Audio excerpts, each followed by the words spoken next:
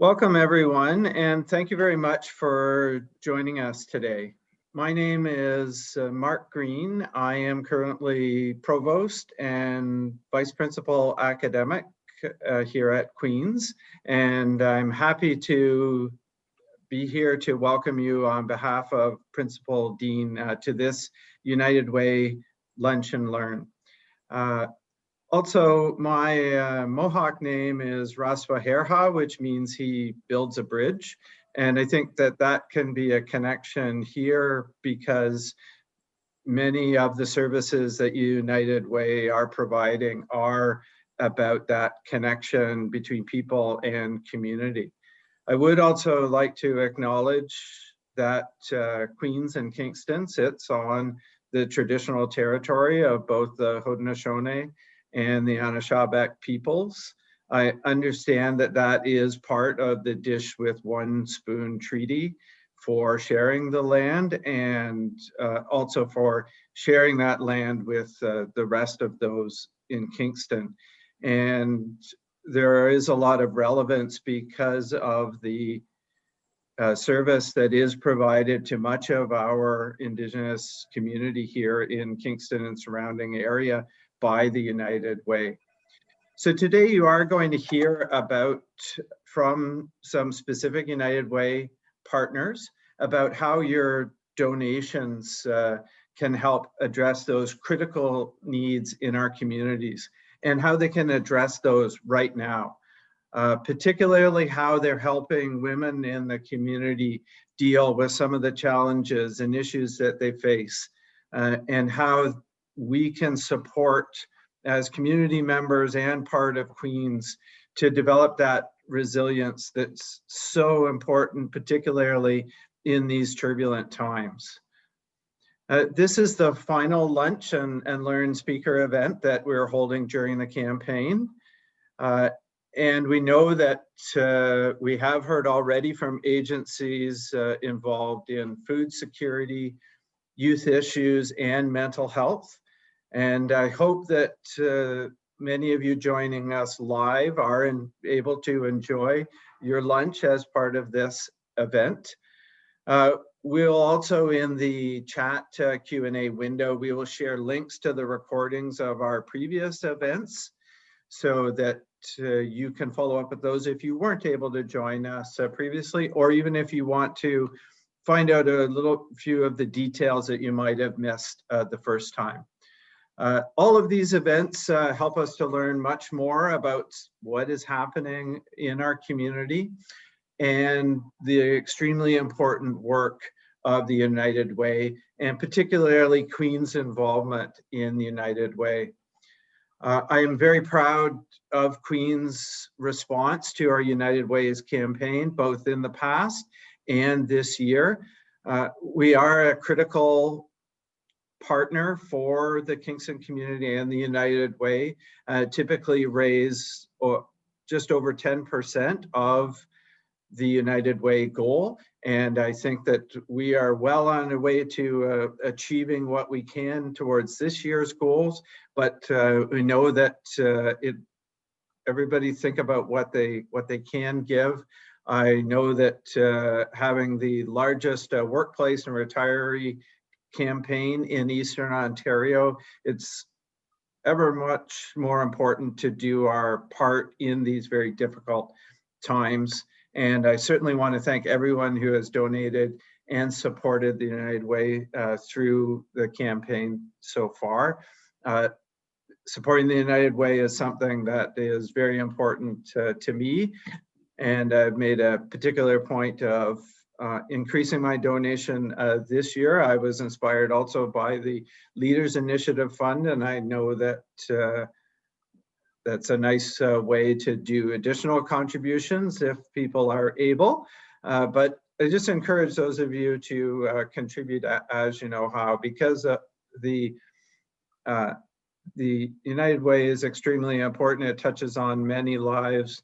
I know that some services, in my family, I have people who have taken advantage of some of the services and very important for helping turning around situations. I'm also know in the Indigenous community that the work that is happening is so incredibly important in that way. So we will share a link to our campaign donation page if you haven't yet made your pledge and wish to do so. And I encourage many of you to contribute if you can. If not, I know there are many ways that you can volunteer to support the United Way. So just look for the way to pledge in the Q&A chat window. So now I have the pleasure to introduce our moderator today, Bhavana Varma. She's the CEO and President of the United Way of Kingston, Frontenac, Lennox, and Addington. And I invite her to share some information about our specific panelists and topics for today. Over to you, Bhavana. Yeah. Thank you, Mark. That was wonderful. Thank you for your support, and thanks to everyone at Queen's. You're an amazing community. Our nonprofit sector couldn't manage without the volunteers that come from Queen's, the students, faculty, employees, and thank you very much for your generous donation through the United Way to our community. Today's topic is around women and resiliency in women, and you're going to hear from some amazingly courageous women today about the experiences that they have been through. So you'll hear from the agencies. You'll also include some women who will share their lived experience. Women in Kingston have an alarmingly high rate of risk. 50% of people who are homeless are female in Kingston, and that's based on our point in time count. It's been rising over the years. It's gone up from 40% to 50%. We're not quite sure why, but it does alarm us because the average across the country is about 20 to 25%. So we know we have a lot of work to do. We also know we have a really high rate of domestic violence against women. We have sexual assault against women, really alarming rates. We have a lot of abuse for younger girls under the age of 18 as well. So again, our data, our statistics show that there is an alarmingly high need in our community, high rates of trafficking, substance use. But what's amazing is the agencies that are wrapping around women in their need. And it's really wonderful to see the caring and the protection and how everyone wraps around women when they need help. So today with us are two agencies, the Elizabeth Fry Society and Dawn House. Both are local. They have local boards, local volunteers, local staff. With us today is Tabitha Maloney from eFry, who is a staff member, and with her is Bobbi, who I've met Bobbi, and I'm so impressed with her courage and resiliency. You'll hear from her. We also have Maggie McLaren, who's the executive director of Dawn House, and with her is Lisa, who again I've had the pleasure of meeting virtually. And I'm so impressed and admire both these ladies for the resiliency and for being willing to share their stories. So we'll start with Bobbi and Tabitha. So Tabitha, do you want to introduce Bobbi and then we'll go from there? Yes, thank you so much. My name is Tabitha. I am the mental health support worker at Elizabeth Fry Kingston. Here at Elizabeth Fry, we serve women that are 18 and over in the Kingston and surrounding area through affordable housing, community outreach programming, as well as social justice services. A program that I want to highlight on a service that's offered is our Women Empowerment, which is where we're at now. In this hub, it's a space essentially for women to gather, to develop life skills, to participate in programming, access computers. But overall, I think the biggest impact that the hub has is it's about the connection and the communication that's built among these women. I just want to thank you all for having us today so we can share how much United Way's funds impact the women we serve. And I'd like to introduce you to Bobbi, who will be sharing her journey with Elizabeth Fry. Thank you very much. Hi, everybody. My name is Bobbi. And I would like to also thank all you people for all your support and helping us at eFry to help us women have a better life. I myself has been on the street since I was 10 years old. My mother and father were very sexually abusive and physically abusive.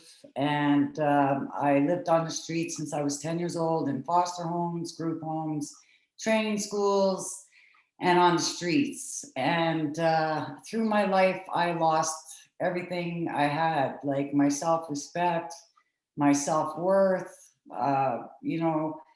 everybody, saying, never believing in me. I had no faith in me. I had nothing in my power. I lost everything. And so as the time goes by, I landed up in prison, and I was in there for a very long time. And that's where I came upon Ephraim. And when I started talking to them, they made me feel like I was worth, and they gave me hope to move on and to be able to have a better life for myself. And the thing is with me, I carried a lot of shame and guilt for the stuff that I had to survive through. I blame myself for all the abuse, for all the physical abuse as an adult, the trauma as a kid, and the trauma as an adult. I carried a lot of shame, guilt, worthlessness, all of that. When I came to Ephraim the first time, I was very impressed about how they actually really would care and find ways of, having programs like the hub here. When I first came to the hub, I was very impressed about the women because we were all together as one people, and it empowered me and gave me faith that, there is hope for me out there, that people are going to care. And you meet other women that they help and support you, so that we can all support each other and teach each other things to function out there. And the first time I remember when I came here to this hub, we were learning how to cook. And that was the greatest, because I never cooked in my life, because I ate anything on the street I could find. So I never had a kitchen, I never had an apartment, I never had nothing. I was a 10-year-old kid on the street. And so when I came here, I was so scared, because I didn't know how to do nothing. I felt worthless. I felt stupid. I didn't think, everybody kept saying, you're never going to get anywhere in life. You're just going to be on the streets and stuff like that. But when I first came here, Ephraim, with the help of your support, they put me through school because I had to get a new career. And I went and I got my landscaping course. So I became a landscaper, which gave me empowerment. Made me feel confident about myself. It made me feel like I am a good person. Yes, I let everything that happened to me in my life define me as a person. And I always thought I was a really bad person. And that, who would give me a job? Who would want me around them, because I have been in prison. And, they made me feel like you don't have to be defined by the choices you make. In some cases, you're in a situation, you have to make the choices you make to survive. And also, they also have housing where, the first time I came here, I got into housing. They housed me after I was here for a couple of years at the halfway house. And it gave me my independence back. I could pay my own bills. They taught me how to pay bills. They taught me how to use banking.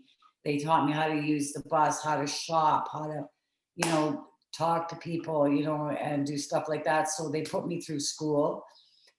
And they also supported me in anything I did. Like, they would be always there for me. And, they would get bus tickets to, and they would go with you, and they would show you places where you could go and get, different supports for food, and different supports for, just basically living out there, and for me, this is very important, the hub and the halfway house as a whole, because most women here are from very abusive families or partners. And when you have that kind of trauma in your life, you feel like you have nothing. You feel like nobody loves you. You feel like you have nothing in life, nothing at all. And coming here and being here with these women and the people that support me here, I've been here since, I've known these people for over 30 years here at Ephraim. And I work as a team with them, because they've given me my way to get a job. They've given me my hope. They've given me a place to live. Today, I've got 3 grandchildren. I have a job. I have my own place. you know, I feel just like a brand new person. You know, I could leave the past where the past is laid, and it doesn't matter any time of day, any time of night, they are there for you. You know, you could talk to them anytime, you know, you can come in and they support you with anything you need, you know. And it's with the support that you people give us that helps us to make us feel like we're human again. So I would like to thank you very, very much for all your support and the help that you give us, you know, because it's very important. Thank you, Bobbi. Thank you so much for sharing your story. And I'm so glad that you connected with EFRI and that they were able to help you. So thank you so much. I'm going to turn it over to Maggie and Lisa. And again, thanks, Lisa, so much for sharing your story with us today. So Maggie, over to you. Yeah. Hi, Maggie McLaren, and I'm the Executive Director here at Dawn House. Dawn House has been serving homeless women for 34 years. For many of those years as an emergency shelter. And since 2017, we've been providing transitional shelter for homeless women, as well as supportive housing for those individuals who have experienced chronic homelessness, you know, lots of periods of homelessness.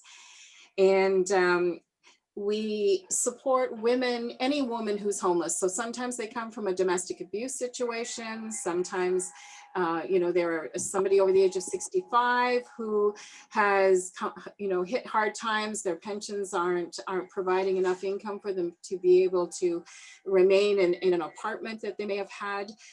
They can be young women who have been are part of the human trafficking world. They are women of all ages over the age of 16. And I think the oldest woman we've served has been in her 80s.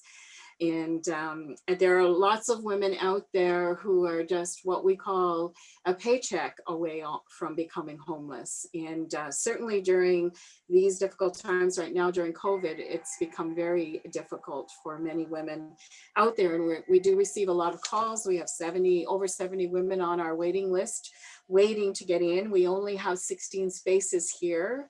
We would love to have more, and that's sort of one of the goals that we are looking at this year is how could we provide more housing for women. We don't receive any funding from any level of government. And so we are just so thrilled that the United Way has supported us this year. For our first 2 years with our new direction and our new vision, we were supported by the Trillium Foundation, and they provided funds for staffing, and the United Way picked that up for us this year as well. And we wouldn't be able to do what we do without the help that we're receiving from the United Way, not only in terms of staffing, but through COVID, it's become far more challenging, and we're receiving funds from the United Way for our meal program and for PPE, which is the new word or the new thing that we talk about all the time is, you know, the masks and the things that we need and the tools that we need to continue to work with our clients. I don't want to take up a lot of the time because Lisa has a wonderful story. Lisa was a resident here at Dawn House for 18 months, I believe. And she is going to tell you about her path and her journey. And so I want to make sure I give her that time to do that without rambling on about what Dawn House does. So I'm going to move out of the way. Take my mask off. Yeah. I wrote some notes just so that I can keep on track, a little bit of my timeline. So hello, I am Lisa LaRose. I arrived at Dawn House in October of 2018. And I got an apartment with 2 ladies that I got to know very well here just this past April. So what brought me to Dawn House? In a timeline, it was really depression, led to alcoholism, which led to losing a full-time job, which led to homelessness. I was, to go further back a little bit, I was raised by a single mother, and my father was killed in a transport accident as part of his job. I was only 8 years old at the time, and my sister was 4. Because of this, my mom was very young. She then became an alcoholic. So that left me to have to look after her and to really pretty much raise my sister when she was 4 years old.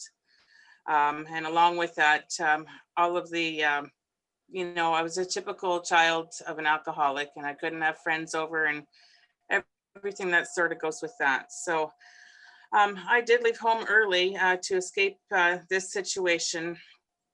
And I entered into a 12-year relationship. It was an abusive relationship. However, this man was the father of my 2 daughters. Near the end of this relationship, about a year before I left him, my mother was murdered. It was a big publicized case with a lot of media around. I had to go through the obvious trauma of losing my mother, and then in such a manner. But I also had to testify in the court proceedings, which was extremely difficult. When I left the girl's father, it was of course very difficult, and I went back to school to be a PSW and did my best to raise the girls without his support. The depression became worse. The family doctor tried to help with medication and counseling, but I still continued to feel hopeless. I carried on, however, because of my daughters. I started working full-time at Providence Manor and then Arbor Heights here in Kingston. It was a job that I loved. However, the depression was still there. I started having some physical health problems around that time, including headaches. I was diagnosed with high blood pressure, and I started having a lot of trouble with my memory, to the point where I started to forget some of my duties in my job, and I was working with the elderly. And so I was able to recognize that that was just not a good thing, and that I just had to quit that job. I also had a heart attack in 2017. So things were not going very well physically or mentally. Things got a little worse as far as my depression when my girls went off to university. For many years at this point, it had just been the 3 of us. I felt a great sense of despair. I stopped looking after the bills and myself and started calling in sick to work. And because of this, I was therefore making less money and had to move to a small 1-bedroom apartment. Things continued to get worse. With my drinking, I began hoarding. I continued to not look after myself. After my heart attack, I had some time off to recover. I went back to work. I was physically a little bit better, but not mentally. So I quit my job. I just started to not like the job. I started being resentful. I just started to be not a very nice person. I then got evicted from my place. So the only thing I could afford was to move in with strangers. I'd found an ad in a newspaper, so it was a roommate situation out in Amherstview. That didn't work out. It was just not compatible. I had heard about Dawn House, and I was kind of knew what they did, and I felt that I had no other choice. So I put a call in. There wasn't anything available immediately, so I had to spend 21 days in from the cold shelter, and it was terrible. It was very, very scary. As much as I appreciated having that, it was just a completely bizarre and scary experience. At this point, because I'd burned many bridges with my family, a lot of them had given up on me, or at least that's how I felt. When I got a call from Maggie, of course I was thrilled. I knew I had a place that at the very least, I would be safe. The family was still somewhat distant, but we were working on things. I now had a glimmer of hope. Dawn House had many resources available to me, and I had a counselor that I could access, as well as the other staff. I moved through the paces and did my best to try to make sense, to try to make use of what Dawn House had to offer. At the time, I was only making $700 on social services. It was almost impossible to survive. Dawn House helped me with all of my needs, and especially including an affordable room to rent. It was a safe place to live. Whenever I needed food or any kind of clothing, I just had to ask. They would bend over backwards to try to find anything that the ladies here needed. There's programming that was offered to the ladies here, and any kind of assistance that you need, as far as if you showed interest and wanted to look at getting employment, or you needed to apply for ODSP, they were there for you. While I was at Dawn House in July of 2019, I'd been continued to be getting the headaches, severe headaches. So on one particular day, the staff member called an ambulance for me, and on that day down at KGH, I was diagnosed with a brain tumor. So I had to go and have, in August of 2019, have a 13-hour surgery. I was in a hospital afterwards for about 3 weeks. But I also had the benefit of being able to have a place to come back to, because I needed a few more weeks still to recover. I had a walker, and there was a lot of my activities of daily living that I couldn't help with. I had the staff here to help me. And I had, some of the friendships I'd made with some of the ladies here to help me continue to recover. So as time went on, just to back up a little bit, the neurologist said where the brain tumor was very good possibility that affected how much depression I had. Not to say that I didn't have some pretty good reasons to already be depressed. So I continued to heal here, and my outlook improved.